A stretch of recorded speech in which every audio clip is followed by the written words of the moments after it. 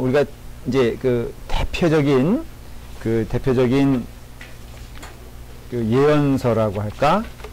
그 성경의 선지자 그룹에 있어서 두 사람을 둘러내는 이사야와 에레미야를 들 수가 있습니다. 대단히 분량적으로도 많고, 그리고 내용적으로도 굉장히 분명한 메시지를 줍니다. 공통적인 메시지의 내용은 하나님의 심판을 두려워해라, 이제 그런 내용이죠. 우리의 신앙적인 오늘날의 삶에 있어서도 이 부분에 있어서 좀 우리가 진지해져야 되는 게, 하나님이 우리를 지켜보고 계신다. 그리고 또 반드시 우리의 신앙의 행위에는 열매가 있다라는 것을 기억하면은 이 신앙이 진지해지지 않을 수가 없다는 것을 알 수가 있습니다. 그런데 이제 이사야서는 그 40장을 중심으로 해서 둘로 나눠진다 그랬죠. 기억나십니까? 그래서 처음 파트는, 그러니까 전반부 파트는 심판이요, 후반부 파트는 위로와 사랑. 그리고 그 아주 핵심 포인트가 뭐라 그랬죠? 40장 이후에서 주인공이 누굽니까? 예수 그리스도죠. 그래서 오실 메시아에 대해서 분명히 설명하고 있고, 어떻게 보면 그것은 신약과 연결되는 것을 알 수가 있습니다. 그래서 이사야서는 사실은 하나님의 그 심판도 말씀하시지만 오실 메시아에 대해서 선포하고 얘기되어지는 것들이 대단히 중요한 포인트고요. 예레미야서는 대단히 좀 이렇게 어떻게 보면은 그 조금 연구 대상이에요. 우리 상식으로 보면은 그 오는 적군에게 이 얘기는 조금 흐름을 들으셔야 돼요. 그래야지 이해가 돼요. 오는 적군에게 항복하라는 내용입니다. 이게 이해가 되지 않잖아요. 뭐 일본이 침략을 하는데 그 일본에게 왜냐면 일본 하나님이 사용하신다. 지금 이것은 하나님의 징계다. 그리고 예루살렘 성이 포위가 되거든요. 포위가 되는 와중에서 예레미야는 아주 일정하게 얘기하는 게 뭐냐면 항복해라 이거예요. 이 시점에서는 하나님께서 항복하시길 원하신다라는 거예요. 그 다음에 이렇게 되기까지 그 원인은 누구에게 있느냐? 포위하고 있는 그 나라에게, 바벨론에게 있느냐? 그게 아니라는 것이에요. 눈으로 보기에는 그런 상황이지만 원인은 누구에게 있다? 이스라엘 백성들에게 있다는 거예요. 그러니까 갇혀있는 너희들이란 거예요. 하나님의 손이 짧아서도 아니다. 그럼 왜 그래? 하나님을 떠났기 때문에 그렇다. 그러니까 하나님은 지금 그래서 그 포위하고 있는 저 세력을 사용하신다는 것이에요. 그런데 그러면 또 하나는 그 그러니까 사용하고 계시는 거죠. 바벨론? 이 나라는 그럼 하나님께서 보시기엔 선한 나라냐? 그건 또 아니라는 것이에요. 그런데 그러면 이게 어떻게 된 거냐? 저 사람들이 무슨 자격이 있길래 우리를 포위하고 우리를 멸망시키는데 그게 하나님의 뜻이라고 말할 수 있느냐? 그러니까 하나님은 역사를 주관하신 분이기 때문에 바벨론 나중에 또 심판을 받아요. 하나님의. 결국은. 그래서 페르시아한테 망하죠. 뭐 페르시아는 또 하나님의 선한 나라냐? 그건 아니라는 거예요. 그러니까 이 오묘한 섭리 가운데 하나님은 반드시 악한 자를 벌하신다는 거예요. 그런데 그 순서가 있는데 먼저는 하나님의 백성이 올바른 길을 가져야 할 때는 반드시 먼저 손을 대신다는 거예요. 그러니까는 포위하고 있는 바벨론도 선한 나라는 아니지만 언뜻 보면은 왜 하나님은 저 나라는 내버려 강대하게 이렇게 그냥 내버려 두시고 왜 그래도 하나님을 쫓아가려고 하는 우리를 왜 이렇게 못 살게 구느냐 대체. 그럼 물어보는 게 뭐예요? 참된 선이 어디 있느냐? 우린 그래도 예배라도 드리고 있지. 저들은 이방신을 섬기는 자들인데 예레미야로 말하면은 그들을 하나님이 쓰고 계시고 지금 그 심판은 그들에게 임한 것이 아니라 우리에게 임했고 그 원인은 저들에게 있는 것이 아니라 나에게 있는 것이라면 그 내부적인 면에 있어서 질문이 뭐냐면은 대체 그럼 우린 그래도 솔직히 형식이라도 하나님을 찾고 있는데 왜 저들보다 우리가 악한 취급을 받고 왜 저들보다 먼저 우리가 심판을 받아야 되느냐? 결국은 에레미야에서 말하고자 하는 것은 그것이 하나님의 사랑의 손길이다 이거예요. 그 다음에 저들이 망하는 것은 또 하나님께서 징치하시고 심판하시기 때문에 그런 의미에서 너희는 하나님의 섭리와 하나님의 뜻을 잘 모른다는 것이에요. 그러니까 이런 아주 몇 가지 내용들이 예레미야서에 나와 있는 것이에요. 조금 이해가 되셨어요? 이런 아주 복합적인, 그래서 예레미야가 막 그 어떤 선포하는 내용이 우리의 어떤 그냥 보통 감정에 비춰보면은 맞지가 않아요. 뭐 이게 이상하다. 예레미야가 하려고 하는 것이 대체 무슨 얘기인가? 왜 항복하라 그러는, 적군에게? 하나님이 적군을 왜 사용하고 있다고 얘기하시나? 그러니까 막 감옥에도 막 그냥 죽을 뻔 하잖아요. 자기 백성들에게. 근데 예레미야는 합니까? 끝까지 안 합니까? 그 선포를.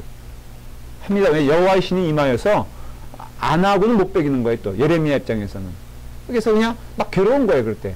그래도 선포하는 거예요. 이런 모든 이야기들이 이제 그 예레미야서에 있다는 거예요. 이게 이사야서와는 틀린 거예요. 이사야서는 어떤 의미에서는 오실 예수 그리스도, 오실 메시아의 포커스가 맞춰져 있다면은, 물론 심판도 얘기하고 있지만, 예레미야서는 문제의 원인은 누구에게 있다? 너희에게 있으니 어떻게 되냐? 당연히 돌아와 회개하여 하나님께 나아가는 자가 되라. 그것뿐이 너희가 이 멸망의 길에서 구원받을 유일한 길이고, 그것만이 소망이다라는 것을 이제 말해주고자 하는 거예요. 좀 틀리다 그랬어요. 그런 의미에서. 자, 이제 그렇게 자세히 좀 한번 볼게요. 예레미야서를 한번 펴보세요. 자, 1장 이제 펴놓고선 저와 함께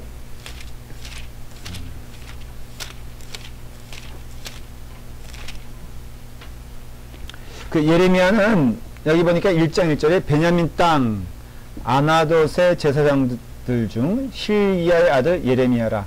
그러니까 이 사람은 누구냐 하면은 제사장의 아들인 것을 알 수가 있어요. 그런데 이 사람이 활동하던 때가 유대왕 요시야가 다스린 지 13년에 여호와의 말씀이 예레미야에게 뭐라고요? 임하였다. 이것은 성령의 인재를 얘기하기도 해요. 그러니까는 뭐 다르게 표현해도 돼요. 여호와의 신이 임하여, 그 다음에 뭐 말씀이 임하여, 이런 것들은 다 뭐냐면은 선지자의 역할의 특징이 뭐냐면, 특별히 예언서, 하나님의 영이 임하여야 된다. 그러니까는 대단히 그 전에 쓴 세대와 시대를 거스르는 말을 많이 해요. 예언서가 그렇잖아요. 그래서 예언서를 통해서는 우리가 하나님이 참 기뻐하시는 일과 참된 방향성에 대해서 이제 얘기하는 것을 알 수가 있어요. 자, 그런 의미에서 한번 보시도록 하죠. 그 예레미야서에서 가장 선명하게 드러나는 것은 하나님의 공의의 손은 절대 멈추지 않는다라는 것이에요. 그래서 이제 제가 첫 번째 얘기하고자 하는 것은 하나님의 공의를 얘기하는데, 예레미야서는 기본적으로 하나님의 백성에게 그 하나님의 공의가 임할 것이라는 걸 얘기하는 거예요. 그러니까는 하나님과 이스라엘 백성들과의 관계는 분명히 있고, 그 관계는 결국 흐트러지지 않는다는 것이에요. 여러분들도 그걸 기억하셔야 될 게, 하나님은 결코 우리와 더불어 좀 떨어져 있는 게 아니에요. 하나님은 우리와 더불어 다른 길을 가는 게 아니라 반드시 함께하고 있다는 것을, 근데 눈으로 보기에는 그렇다 안 그렇다. 안 그러니까 지금 얘기를 하는 거예요. 그러니까 이 현실로 들어가 보면은, 이 예레미야 시대 때 현실로 들어가 보면 이스라엘 사람들에게는 정신이 없었어요. 왜냐하면은 애굽 또 아수르 북이스라엘 집어삼켰죠. 그런 가운데 있어서도 남유다도 굉장히 괴롭힘을 많이 당하거든요. 그러니까 아수르가 막 끝이 없을 그런 상황인데, 아수르가 망하는 또 시점이에요. 누구에게? 바벨론에게. 그러니까 바벨론에게 망하는 시점이 되니까는 또 유대 나라에서는 무슨 소망이 생겼냐면은 이 틈이 생긴 거예요. 그래서 조공을 안 바쳐도, 아수르에게 바쳤는데 안 바쳐도 되는 상황에서 머리가 복잡해지기 시작한 거예요. 요시야 왕도 사실은 그런 상황이었어요. 그래서 누구를 붙잡으면 될까? 이제 그 애굽을 붙잡으면 될까? 아니면 바벨론에게 이렇게 가야 될까? 옛날에 한국에서도 그런 때가 있었죠. 그 청나라하고 그 명나라하고 이렇게 정권이 바뀌는 과정이 있었어요. 그때가 언제인 줄 아세요? 선조 이후에 소현세자라고 들어보셨어요? 네, 뭐 무슨 말을 하리요. 그 선조 때 그 나라, 그러니까 임진왜란 때 구하러 온 나라가 어느 나라예요? 청나라예요? 명나라인가? 진짜 무지하다. 이건 컷해줘 나중에. 세상에, 아니 이거는 성경 얘기도 아니야. 성경 얘기가 무지하다 그러면 내가 이해라도 하지. 우리나라 초등학교 역사. 자, 그러면 뭐 다 잊어먹을 그 당나라, 청나라, 명나라 가운데 어느 나라가 먼저예요? 설마 당나라가 조선시대에 있었다고 말하진 않겠지. 신라 시대 때 당나라가 그 고구려 잡아먹고 그랬잖아요. 이제 아주 새롭죠. 그 다음에 명나라는 어느 시대 때예요? 아니 갑자기 요거 이 얘기는 예화로 들으려고 그랬는데 갑자기 흥분이 되니까 잠깐만 설명하고. 그 명나라가 이순신 장군과 함께 그 이게 해군도 막 하고 그 다음에 위에서 육지에서 해가지고선 임진왜란 같이 했잖아요. 그게 명나라거든요. 그냥 찔러보는 얘기 마시고 명나라였는데 그게 이제 청나라로 바뀌게 되잖아요. 그 청나라는 일종의 말하면 머리 이게 삭발하고 그런 있죠, 꼬랑지 머리하고 그게 바로 청나라예요. 북방민족이에요. 야만족이었어요 원래는. 그게 그 다음에 저기 명나라는 이렇게 멋있게 쓰고 머리 밀지 않는 게 근데 우린 다 혼란스럽잖아요. anyway 그때 그 서현세자가 그 저기 그 뭐죠 그 청나라 볼모로 잡혀간다고요. 그런데 그 와중에 이제 우리나라에서는 누구를 의지할 것이냐, 한쪽은 청나라 의지해야 된다, 한쪽은 명나라와 사대부의 약속을 지켜야 된다, 뭐 이런 식으로 있다가 헤매다가 완전히 고생을 또 하잖아요. 됐어요 그냥. 그런데 지금 이때가 이런 예레미야 시대 때가 이런 때였어요 지금. 그래서 역사적으로 아수르 제가 드라마 바뀌었어요. 아니 드라마로 해결되는 게 아니라 역사책을 여기 보면은 이야기 역사책이 있어. 저 만화로 있잖아요. 화장실에 보기 딱 좋아. 고구려 역사, 그 다음에 신라 역사 다 있어요. 아니 나는 정상적인 절차를 밟아서 익힌 거고. 자, 그래서 지금 아수르, 바벨론, 페르시아 이게 이제 그 예언 시대 때 이후에 나타나는 세 중요한 나라고, 이쪽 밑에 남방에는 그때 누가 있었냐면은 애굽이 있었어요. 이게 오늘 이게 칠판이 있어야 되는데 그림이 되시죠? 그 이스라엘이라는 나라가 딱 갈릴리 지역에 있으면은 이 밑에는 애굽이라는 나라가 딱 버티고 있었고, 그건 어느 시대 때부터? 아브라함 시대 때부터 그냥 거기 애굽이 있는 거예요. 그냥 이렇게 물론 그 사이에 그 힉소스라 그러니까는 뭐 모세 시대 때 정권이 바뀌고 모세 시대 때 그 참고적으로 말하면 그 정권은 백인 민족이었어요. 그래서 위에서 마차 부대가 밀고 내려와 가지고 백인이 지배하던 그게 바로 모세 시대 때 왕권이에요. 그런데 거기는 보통 민족은 다 검은 얼굴이잖아요. 검은 얼굴의 민족들이 그러니까는 정상적으로 나라를 반란을 일으켜가지고 그 지배자에게서 벗어나요. 그게 바로 그게 바로 요셉을 모르는 왕이라 그거예요. 근데 그렇지만 어쨌든 애굽이라는 나라 전체는 다 하나의 그걸로서 계속 역사가 이어져 내려와요. 언제까지? 바로 이 예레미야 시대가 활동되던 시간까지 끝까지 애굽이라는 나라가 있고요. 위의 나라는 그 요나서도 보면 그 니느웨 성이잖아요. 그때 그 니느웨 성은 아수르란 나라예요. 그래서 큰 등치의 나라는 세 가지만 기억하면 돼요. 아수르, 바벨론, 페르시아. 북이스라엘은 아수르를 통해서 무너졌고, 남유다는 바벨론을 통해서 무너졌고, 그 다음에 바벨론은 페르시아를 통해서 무너져요. 그런데 아수르, 바벨론, 페르시아는 같은 지역에 있던 동민족이에요. 같은 민족이에요. 쉽게 말하면 백제, 신라, 고구려라고 생각하면 돼요. 근데 어느 파워가 세지냐에 따라서 그 지역의 패권이 달라지는 것 뿐이에요. 그게 바로 아수르, 바벨론, 페르시아라는 거예요. 그래서 정의에서 얘기해주고 하는 거는 이 모든 거에 대한 컨트롤은 누가 하시느냐? 하나님이 하신다는 거예요. 그래서 아수르를 사용하시고, 바벨론을 사용하시고, 또 페르시아를 사용하시는 걸 알 수 있어요.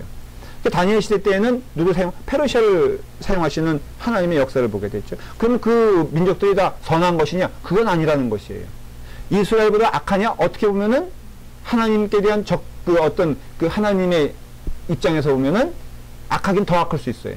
그런데 하나님은 먼저는 하나님의 백성을 징치하세요. 훈련시키세요. 그래서 하나님의 백성들을 훈련시키실 때 사용하시는 통상적인 방법을 보면요, 하나님의 백성 아닌 자들을 사용하여서 하나님의 백성들을 훈련시키는 걸 볼 수 있어요. 다시 말하면은 하나님은 훈련을 시키실 때 그냥 역사적으로 구약시대 때부터 말하는 거예요.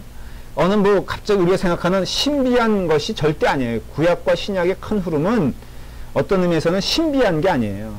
그거는 순간순간 일어나는 사건이지, 하나님이 사용하시는 방법은 하나님의 백성들을 훈련시키실 때 철저히 하나님 백성 아닌 자들을 통하여 훈련시키세요. 그러니까 오늘날에도 이게 잘 들어야 돼요, 여러분들. 그래서 이제 그런 상황에 있어서 에르메시아의 기본적인 것은 하나님의 공의는 반드시 존재한다. 흘러간다. 너희 눈에 보기에는 하나님 이 사람들이 지금 하는 얘기가 하나님 없다는 거거든. 이렇게 우리 믿음의 백성들이 이렇게 고난과 고통을 당하는데 대체 하나님이 어디 계시냐 이거야. 졸고 계시지 않으면 안 계신 거 아니냐라고 할 때 하나님은 졸지도 아니하시고 주무시지도 아니한다라는 그 표현들이 다 그런 거예요. 그럼 어떤 방법으로 이스라엘 지키신 것이냐? 때로는 매가 제일 많아요. 왜냐하면 잘못된 길 갈 때가 많기 때문에 완전히 나라를 없앨 정도의 어떤 상황까지 몰고 갔어요. 근데 하나님은 뭘 남겨놓으시죠? 이 구루터기를 남겨놓으시잖아요. 그리고 참 우리가 절망적인 눈으로 보면은 없는 것처럼 보여도 영적인 눈으로 이렇게 보면은 그 가운데 반드시 하나님을 온전히 믿고 따라가는 백성들이 나와요. 그래서 저도 우리 교회만 하더라도요, 아니 우리 기독교 뭐 다 마찬가지. 저는 궁극적으로는 긍정적인 마인드를 가져요. 아무리 그래서 저는 여기 나오는 분들은 다 긍정적이에요. 이렇게만 됐으면 좋겠다 하는 어떤 땐 영적으로 올바르지 않은 태도. 여러분들이 뭐 다르면 뭐가 다르겠어요. 그렇지만은 때로는 그런 마음을 이렇게 갖는 이유가 없는 것처럼 보이죠. 어떤 분들 목사님들 가운데 말이야 솔직히 말하면 자기들이 존경할 만한 목사님 있으면 손꼽아 보라고. 내가 속으로 그래요. 나. 근데 그렇게 말하는 본인은 또 어떻고 목사님 우리 교회 가운데 일꾼이나 한번 손꼽아 보세요. 제가 보기엔 그대 빼놓고 다 절망스러울 때가 있잖아요. 그런데 어떻게 보면 그게 자연적인 현상이고요. 교회가 이렇게 그런 것이 너무 이상하게 생각할 거 없어. 일꾼이 적다? 원래 태초 때부터 하나님의 일의 방식은 또 세상의 흐름은요. 일꾼은 적게 돼 있어. 그럼 그 가운데 세 종류가 나오죠. 엉망인 사람. 두 번째는 불평 신나게 하면서 하긴 하는데 효과가 없어. 그럴 바에는 아예 이쪽으로 와서 맘껏 놀고 세르데이나 하면서 그러니까 성경 꿈은 나오는데 끌려 나오는데 이만큼 가득 찬 사람 있잖아요. 얼굴 보면 불만이. 다 불만이야. 안 나오는 사람도 불만이고 그것을 말하지 않는 목사님도 불만이고 심지어는 자기 끌려가 있는 자기 자신에게도 화가 나는 거야. 그런 분들은 그냥 내 생각에는 이쪽으로 가는 게 나아. 아예. 왜냐면 그래도 이 세상에서는 즐길 수 있잖아. 이 세상에서 새 가슴이라 즐기지도 못하고 그렇다고 해서 이쪽도 못 가는 거고 불평하면 마지막에 하나님이 그런 사람 정말로 끝까지 데려가실까는 퀘스천. 그러니까는 제 인간적인 생각으로 말하면 그럴 바에는 이 땅에서 마음껏 술 마시고 싶은 거 다 마시고 그냥 하고 싶은 거 다 하고 성깔 부릴 거 다 부리고 그러면 자기는 스트레스 그런 사람이 오래 살잖아요. 그러다가 그냥 어떻게 보면 가는 게 나아. 세 종류 가운데 마지막 사람 어떤 사람이냐? 하나님을 믿어. 어차피 내가 보는 게 하나님이기 때문에 그런 게 나에게 힘드냐? 힘들 수 있죠. 사람 대하는 게 쉬운 게 아니죠. 그리고 교회 안에서 그런 거 함께 막 어떤 때는 자기가 막 구설수에 오르면 그것도 힘들죠. 막 힘들어. 그렇지만은 아주 궁극적인 의미와 근본적인 의미에서는 하나님이 나와 함께 하시기 때문에 견딜만 해. 또 생각해보면 주님도 십자가를 감당하셨는데 성경에 나오는 사람 다 그런 사람. 여러분 성경에 나오는 사람들은 다수가 아니라 소수입니다. 오해하지 마십시오. 성경에서 어떻게 보면 그 사람들이 주인공처럼 보이니까 뭐 다니엘이 그 시대에 거기에 모든 흐름을 휘어잡고 나아갈 수 있는 능력의 사람이었느냐? 그렇지 않습니다. 어떻게 보면 목숨이 위태위태한 소수의 사람이에요. 그 사람이 주류가 아니에요. 그런데 그 성경에서는 그 사람을 주류라고 말해요. 오늘날에도 교회 안에서 라팔마 교회도 제가 보기에는 정직하게 교회 현상을 보면은 10분의 1 정도만 하나님의 사람의 역할을 하면은 정상적인 교회. 여러분 가운데 있으면 10분의 1 끼면 어떻겠어요? 좀 대답 좀 해봐요. 눈 피하지 말고. 그렇다고 제가 뭐 여러분들을 뭐라 그런 것도 아니고. 그치? 이게 바로 에레미야서에서 지금 보여주는 그 정치적인 상황이에요. 그래서 막 지금 이스라엘이, 그러니까 남유다가 북이스라엘 망해버렸죠? 그러니까 아까 말한 대로 막 아수르에게 망하고, 근데 뭐 바벨론에게 지금 포위되어 있고, 그런데 그런 가운데 그 포위되기 전에도 지금 예레미야서 보면은 정적인 상황에서 이 힘의 공백기에서 야, 기회다. 기회니까 이게 하나님께 가야 되는데 그게 아니라 애굽 의지할까?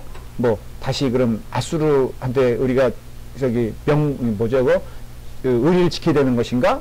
아니면은 신능 파워인 바벨론에게 손을 내밀어야 되는가? 이런 혼란 가운데 이 사람은 절로 가자, 저 사람은 일로 가자 이런 식으로 막 될 때 예레미야는 이것도 아니고 저것도 아니고 어디라고요?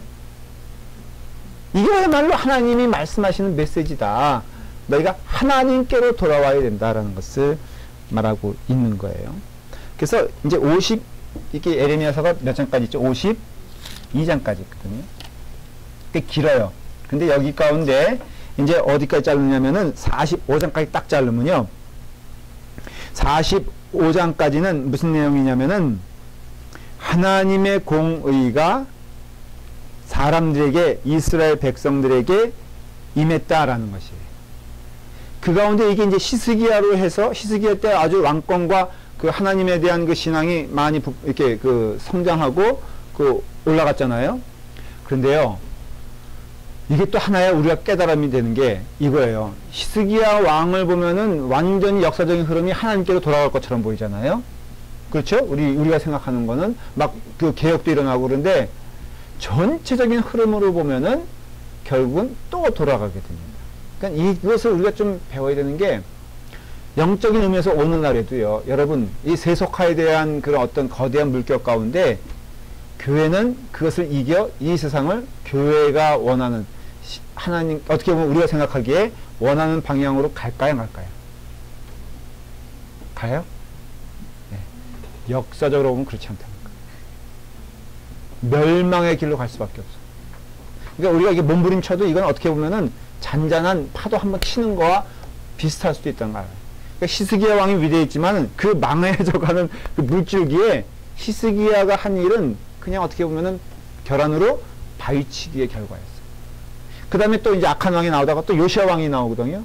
요시야 왕은 히스기야 왕보다 더 소리도 조그맣게 하다가 죽었어요.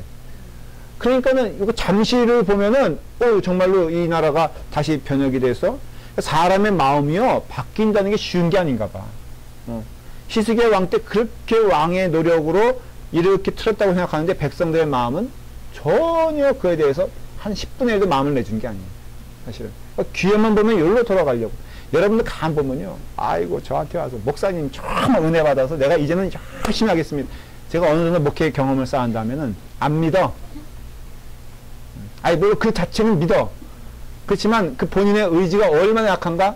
여러분 보세요. 연초에 또 여러분들 놓고 이렇게 템포 올리면 안 되는데 사실은 열심히 뭐 이번에는 말이에요. 성경 연초에 결심하지 않은 사람이 어디 있어? 성경 공부 내가 목사님과 함께 이게 믿음 생활하는 게 얼마나 즐거운지 아예 말 안 하고 잔잔히 가는 여러분들이 나 마치 그냥 그 순교하듯이 말이에요. 성경은 통독은 1년에 한 번이 뭐야?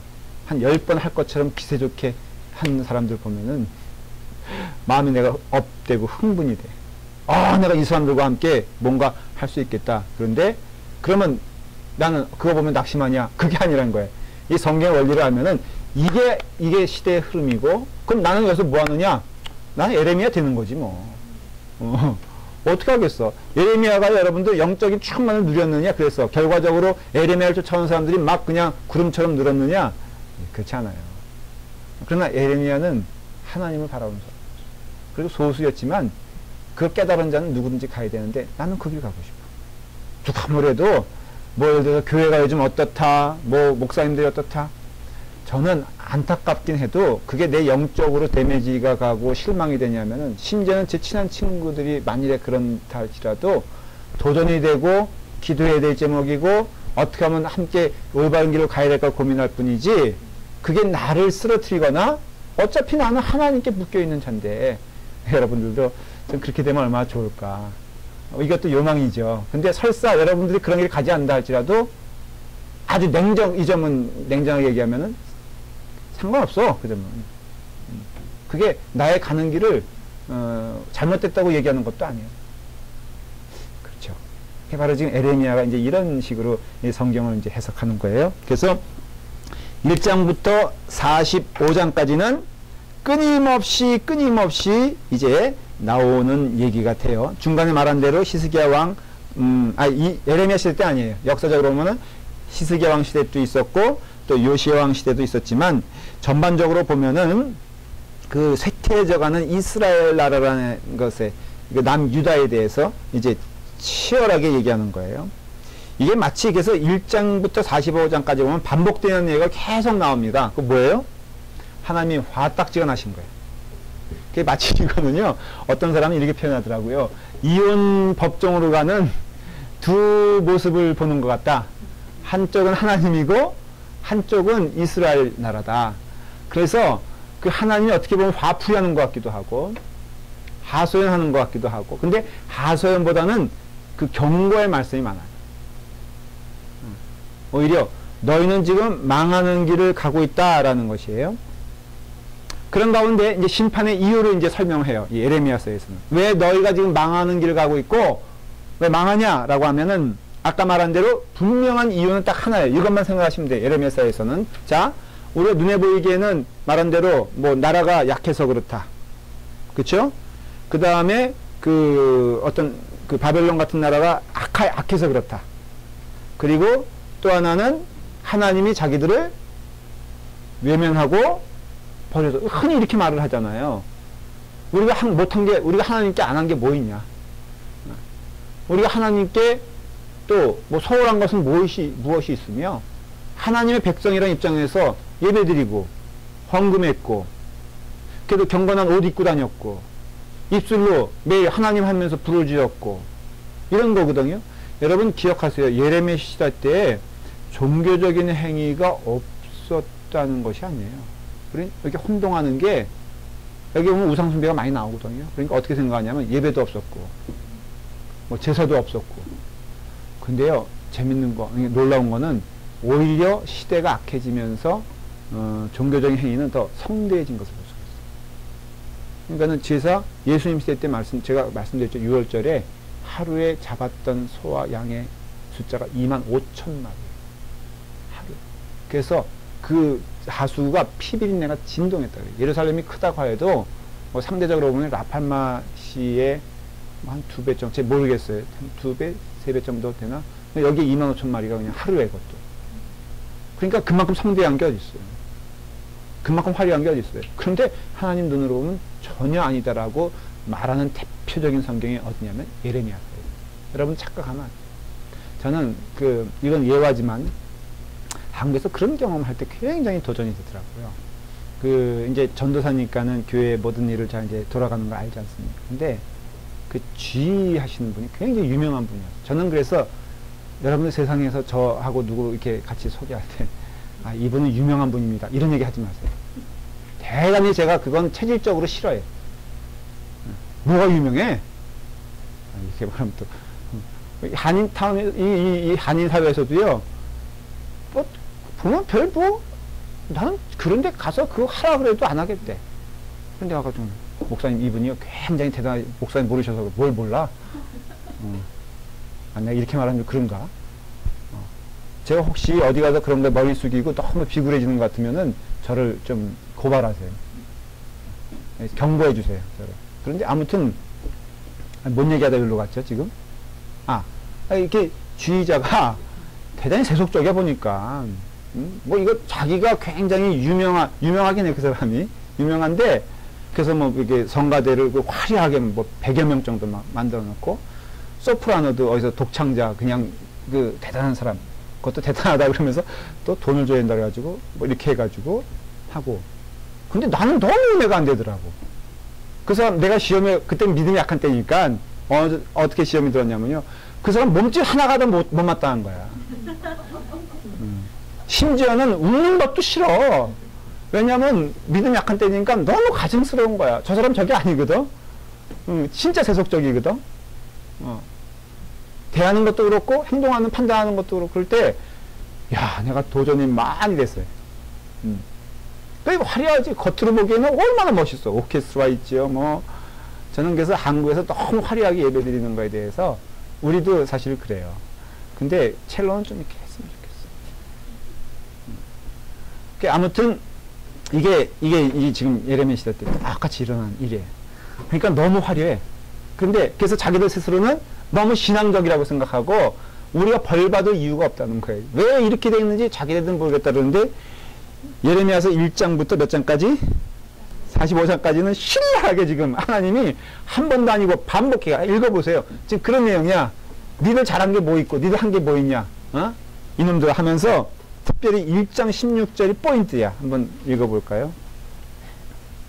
시작.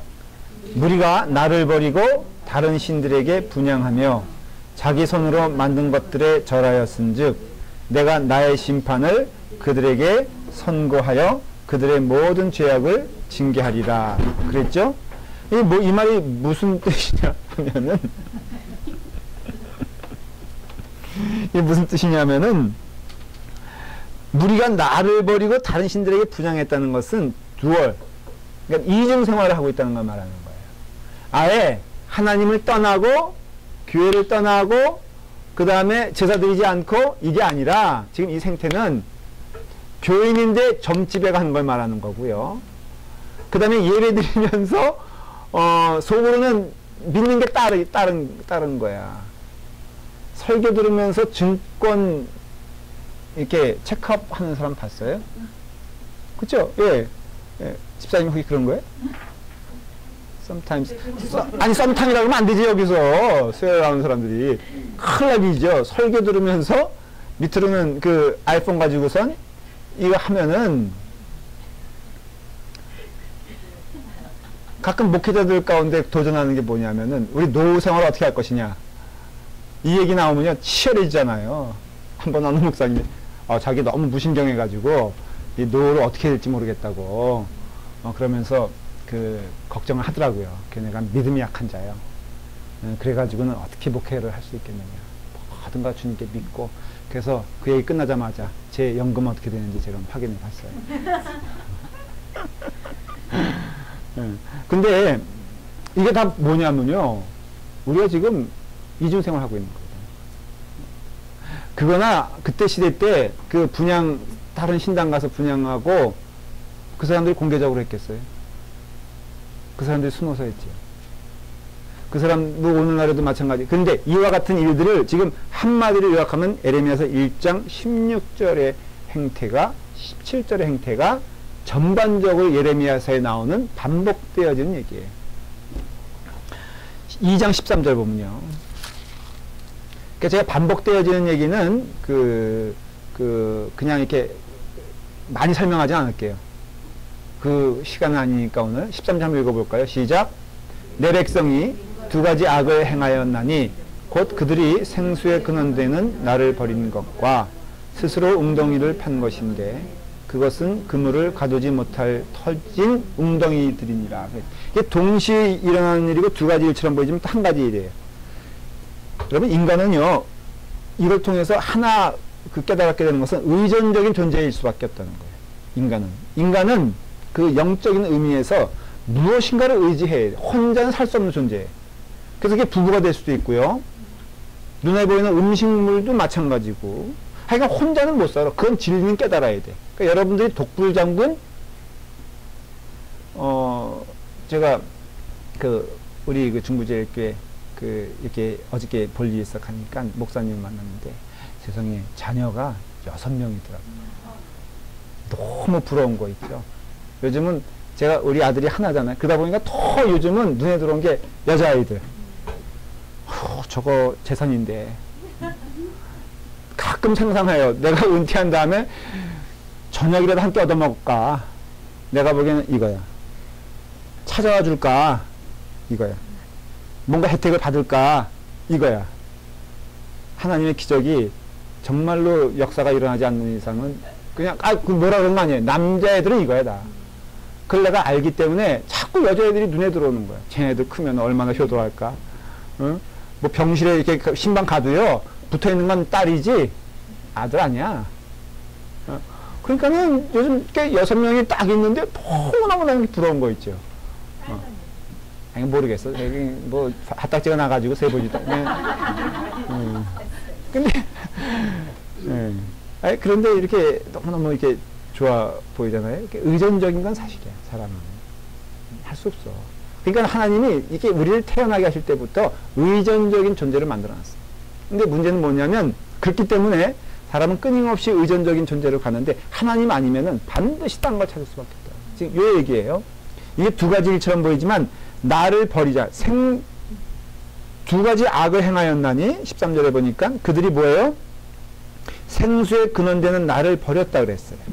그러니까 쉽게 말하면은 땅을 파면은 거기서 물이 콸콸콸 흘러나오는데 그분이 누구시다? 하나님이란 거예요. 자, 그분이 없어지니까 그 다음엔 자기 스스로 땅을 파야죠. 근데 파는데 그것이 그물을 가두지 못한 뭐라 그랬어요? 터지는 운동이라고 했어요. 그래서 사람은 의존적인 존재인데 이제 하나님을 떠나면은 눈에 보이는 것으로서 의존하기 시작하는데 이게 터지는 운동이란 것은 마치 음료수로 말하면은 탄산음료 그것도 목이 막 마를 때 떼약볕에서 마시면 5분 지나면 또 뭘 찾아야 돼요? 또 찾아야 되죠. 5분 지나면 또 찾아야 되죠. 여러분 친구도 어떤 사람은 1년마다 갈아치는 사람이 있어요. 근데 아무리 좋은 친구도 위기가 있습니까? 없습니까? 관계에 있어서. 있죠. 근데 지혜로운 사람은 그걸 통해서 극복을 하는데 이제 그걸 극복하지 못하고 인스턴트 커피처럼 내가 너 아니면 내 친구 없냐? 하면서 여기 쫓아가. 이런 사람 특징이 뭐냐면 교회도요. 가만 보면은 옮기는 습관인 사람이 옮기지 여러분 같은 사람들은 옮기라 그래도 솔직히 내가 여러분들 이렇게 딴 교회 가라 그래도 가겠어?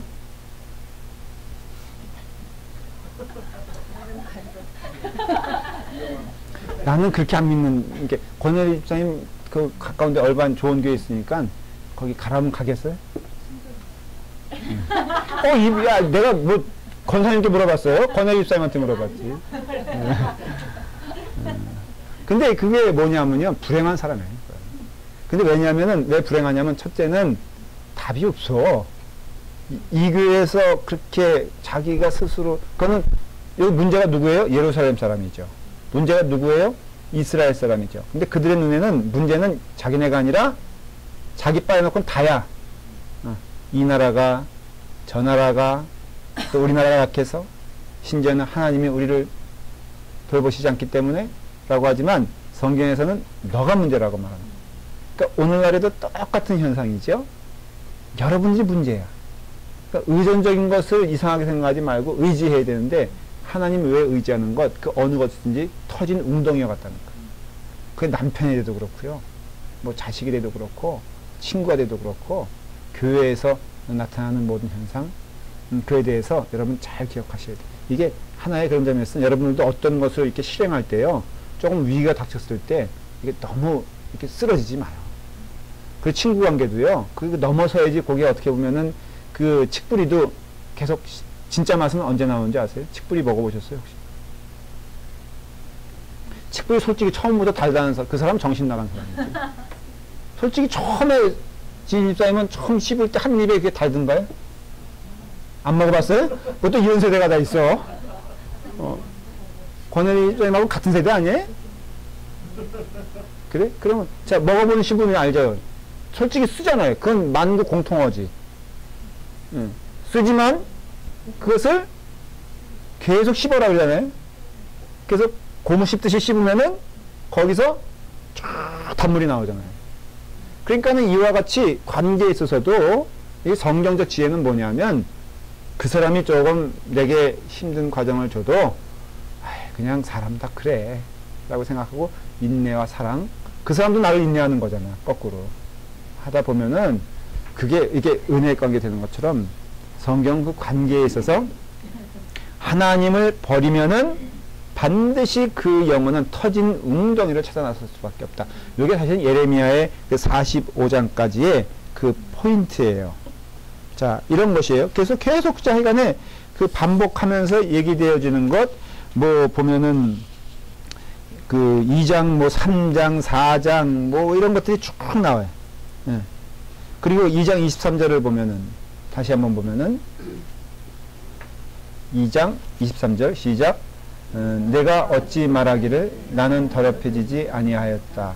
바알들의 뒤를 따르지 아니하였다 하겠느냐. 골짜기 속에 있는 내 길을 보라. 내 행한 바를 알 것이니라. 발이 빠른 암낙타가 그 얘기를 어지러이 달리는 것과 같으니. 그러니까 이것도 이런 얘기죠. 그러니까는 이게 뭐냐면은 내가 언제 따라갔느냐 바알을. 근데 니네 발길을 봐라 이거예요. 여기 보면은 발이 빠른 암낙타가 자기는 막 이렇게 똑바로 달리는 것처럼 막 달린다 이거예요. 스스로 생각하기에 난 똑바른데 뒤에 온 자국을 보면은 발자국이 어떻다?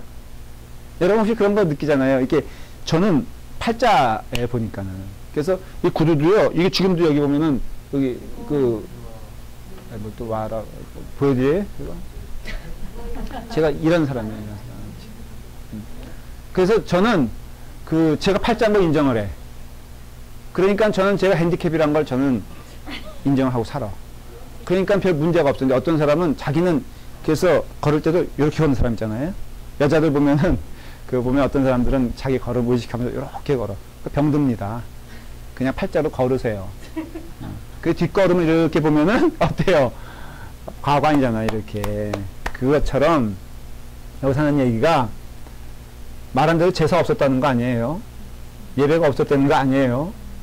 그리고 자기는 스스로는 속는 거야. 어떻게?